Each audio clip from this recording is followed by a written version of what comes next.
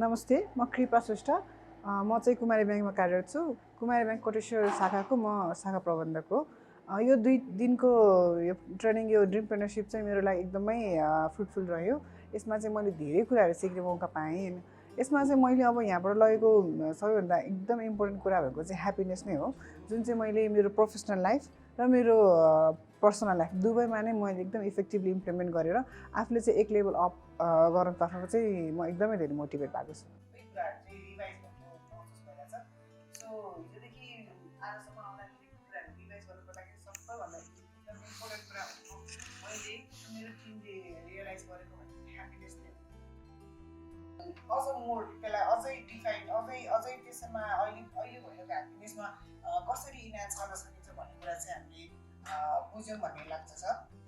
मलाई चाहिँ कस्तो लाग्थ्यो भने ह्याप्पी हुनलाई एकदम इफोर्ट लाउनुपर्छ, ह्याप्पी हुनलाई धेरै कुराको कम्पिटिसनहरू चाहिन्छ जस्तो लाग्थ्यो भने अब चाहिँ ह्याप्पी हुनलाई हामीले माइन्डलाई ट्रेन मात्रै गर्ने रहेछ। So nothing is impossible, everything is possible भन्ने जुन कुरा छ त्यो पनि हामीले यो वर्कसपबाट चाहिँ हामीले गेन गऱ्यौँ।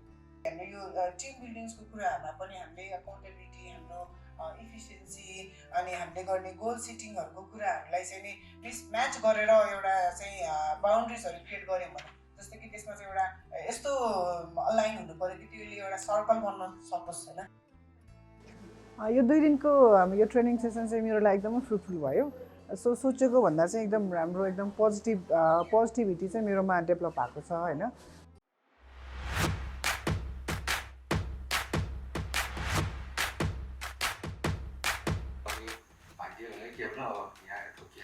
मैले चाहिँ यो अब यो कुरा चाहिँ एकदम इन्जोय गरिरहेको छु। अब यो एकदम राम्रो फ्रुटफुल भइरहेको छ। मैले फर्स्ट टाइम यो एक्सपिरियन्स गरेँ।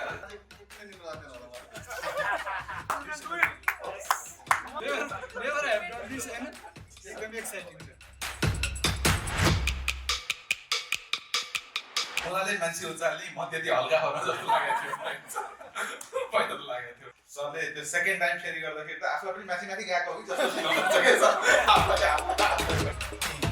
व्यक्ति मात्र छैनौँ, हामी टिममा छौँ। टिम बिल्डिङ कसरी गर्ने, लिडरसिप, त्यसै हिसाबले हिजो सरले भनेको अनुसार मैले एज अ पर्सनली बिहान आफूले केही चिज गरेर आएँ, त्यसबाट मलाई पोजिटिभ फिल पनि भएको छ।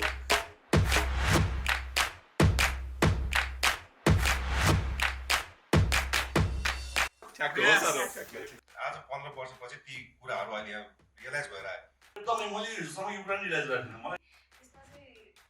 मलाई टच भएको थियो कि फिलिङ चाहिँ हुन्छ, एक्सनमा चाहिँ थिएन। आज चाहिँ अब त्यो अहिलेको इभेन्टले चाहिँ त्यो एउटा गर्न सकिँदैछ भनेर त्यो प्र्याक्टिकल चाहिँ अनुभव भयो। मैले अब यहाँबाट लगेको सबैभन्दा एकदम इम्पोर्टेन्ट कुरा भनेको चाहिँ ह्याप्पिनेस नै हो, जुन चाहिँ मैले मेरो प्रोफेसनल लाइफ र मेरो पर्सनल लाइफ दुवैमा नै मैले एकदम इफेक्टिभली इम्प्लिमेन्ट गरेर नसोध्नु मलाई त्यो कति अमेजिङ थियो भनेर।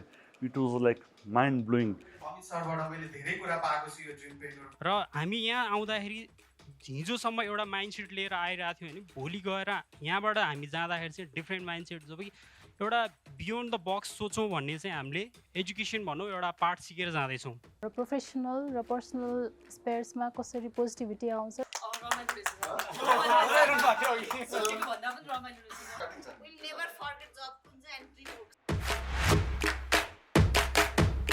हामी ट्रेनर सर चाहिँ एकदमै बेस्ट लाग्यो मलाई।